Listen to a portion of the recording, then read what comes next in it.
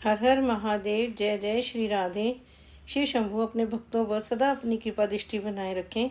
आज हम शिव महापुराण के सती खंड का 25वां अध्याय करेंगे। 25वां अध्याय शिवजी का सती वियोग। राम बोले, हे देवी, एक समय बहुत पहले शिवजी ने अपने लोक में विश्वकर्मा को बुलाकर उसमें एक मनोहर गौशाला बनवाई और उसमें एक मनोहर विस्तृत भवन और एक दिव्य सिंहासन तथा सबसे अद्भुत एक दिव्य श्रेष्ठ छत्र भी बनवाया। फिर इंद्रादिक सब देवताओं, शास्त्रों, पुत्री सहित ब्रह्मा, मुनियों, देवियों और अप्सराओं को बुलवाकर अनेक वस्तुओं का भी संग्रह करवाया। नागों की 16 कन्याओं ने मंगलाचार किया और संगीतज्ञों ने से वीणा, मृदंग आदि बाजे बजवाकर संगीत गान कराया। इस प्रकार का बड़ा समारोह और उत्सव किया।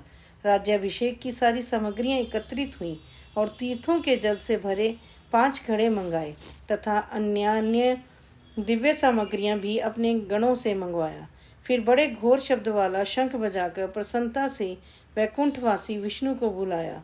फिर एक उत्तम मुहूर्त देखकर भक्ति से पूर्ण शंकर जी ने विष्णु जी को उस श्रेष्ठ सिंहासन पर बिठाकर बहुत से अलंकार पहनाए और कौतुक तथा मंगल करके उनके सिर पर मुकुट बांध उनका अभिषेक किया। उन्हें अपना अखंड ऐश्वर्य दिया। फिर उन स्वतंत्र भगवान शंकर ने उनकी बड़ी स्तुति की और जगतकर्ता ब्रह्मा से कहा, मेरी आज्ञा से अब सब देवताओं के साथ तुम भी इन्हें प्रणाम करो और वेद ने जैसे जैसे मेरा वर्णन किया है वैसे ही अब इनका वर्णन करो। ब्रह्मा से ऐसा कह भगवान शंकर ने भक्ति से प्रसन्न हो विष्णु जी को प्रणाम किया। उस समय ब्रह्मादिक सभी देवताओं और मुनियों ने भी विष्णु जी की वंदना की। शिवजी ने विष्णु जी को अनेकों वरदान दिया। सभी लोकों का कर्ता, भर्ता और संहर्ता बनाया। धर्म, अर्थ, कामना देने वाले और दुष्टों पर शासन करता बनाया। अपनी तीनों शक्तियां प्रदान की। त्रिभुवन में स्वतंत्र और अनेकों लीला करने वाला कहा। अपनी सारी माया दी। अनेकों अवतार लेकर संसार का पालक बनाया।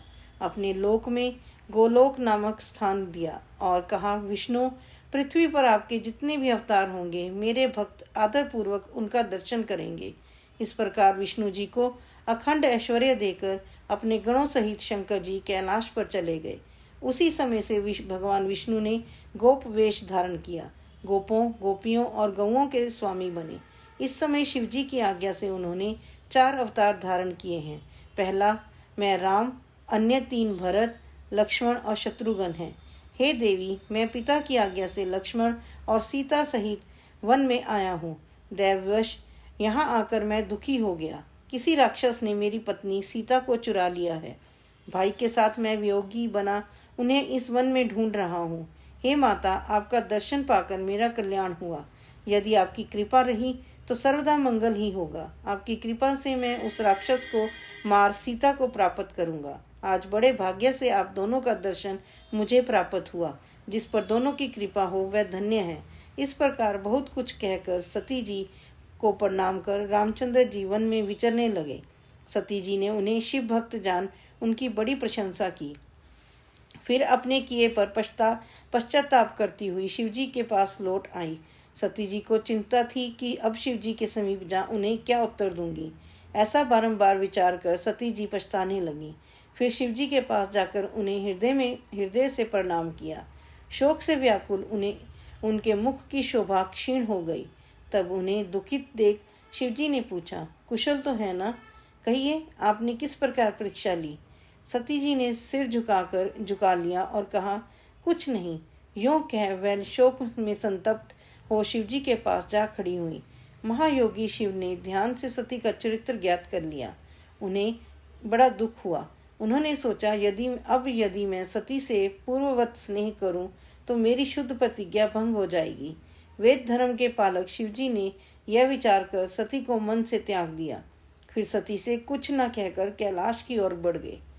मार्ग में सबको और विशेष कर सती जी को सुनाने के लिए यह आकाशवाणी हुई कि हे परमेश्वर, हे महायोगिन, आप धन्य हैं। आपके समान तीनों लोक में ऐसा प्राण पालक कोई नहीं है। यह आकाशवाणी सुनते ही सती कांतिहीन हो गई। फिर उन्होंने शिवजी से पूछा, हे नाथ, आपने कौन सा प्रण किया है? हे परमेश्वर, मुझसे कहिए।